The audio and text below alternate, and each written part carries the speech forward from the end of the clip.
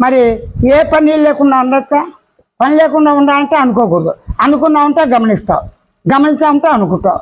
అంటే గమనించుట, గుర్తించుట, తెలుసుకుంటా, తలంచుట, భావించుట, అనుకుంటా, మరల మన్నం చేయటం సహజమే. ప్రతి వారికి, ప్రతి వ్యక్తికి, ప్రతి విషయంలో. ఏమీ లేకుండా ఖాళీగా అవుతున్నాడు. ఏంటి వాళ్ళంతా ఖాళీగా ఉంది, ఏ పని లేదు, ఈ పని చేద్దానికి సగం ఉంది, ఆ పని వాళ్ళు రాలేదు, అరే ఆహారం వండుకున్నామంటే విసుగ్గా ఉంది, సరే ఏదో చేయాలి అని అనుకోవటం కూడా ఒక పనే. ఆ పనిలో అనేక ఆలోచనలతో చేద్దామా వద్దా అని సంసంత మనసుతో చేద్దాం. ఆ భద్రంగా ఉంది, ఫోన్లు అదే అండి, ఇలా మాత్రం అంత కష్టం నిద్రపోతే పోలా అని శుభ్రంగా టాబ్లెట్ తీసుకుని నిద్రపోతాడు. ఏదో బద్దగస్తుడు. కాకపోతే వెంటనే వెళ్ళి కళ్ళని శుభ్రం తుడుచుకోవడం, స్నానం చేసేసి ఉత్సాహంతో తన పని చేస్తాడు. ఏ విధంగా ఉన్నప్పటికీ స్ట్రెస్, ఒత్తిడి, భయము, ఆశ, ఆందోళన తన యొక్క లక్షణాలను బట్టి, లక్షణాలు అంటే గుణాలను బట్టి వస్తుంది. తమాషా ఇవన్నీ వచ్చినవాడు ప్రయత్నం చేస్తున్నాడు, సాధన చేస్తున్నాడు. కొద్ది గొప్ప దుఃఖాన్ని ఉంటే పోగొట్టుకుంటాడు. పోగొట్టున్నప్పుడు మళ్ళీ దానిలో ఇంకో ఆలోచనతో మళ్ళీ దుఃఖం వస్తుంది.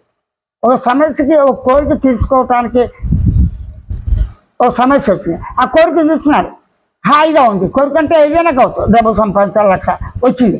ఆ వచ్చేటప్పటికి ఏమైంది, ఆ డబ్బులు ఎవరికి ముందు కట్టాలి, దేనికి సేవింగ్స్ అకౌంట్లో వేయాలి, ఎవరికి వడ్డీకి ఇవ్వాలి, ఇస్తే మొత్తం పోతుందేమో, ఇక తక్కువ వడ్డీ ఇస్తారు, పోస్ట్ ఆఫీస్ పూర్ణలాగా లేవే, ఎక్కువ ఇచ్చిన రూల్స్ అన్ని రకరకాలుగా అనుకుంటాడుగా.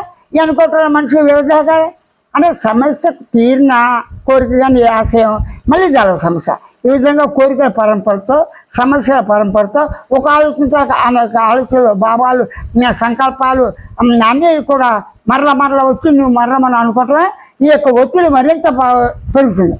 మంచి చెడు విచారించావు, చెడు ఎక్కువ చేసిన భావన చెప్పుకునే చెడు అని, మంచి ఎక్కువ చేసిన తెలియకుండా ఏ పిల్లలు వచ్చింది, ఏ కర్ర విసేస్తే, గోడవసలో ఏదో వస్తే విసేసావు, అది తగిలి చచ్చింది పిల్లి కొన.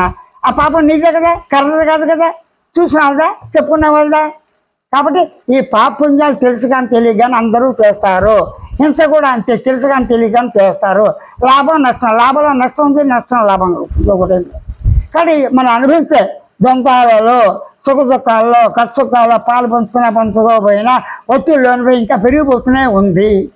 ఇదే మానవ జీవితము.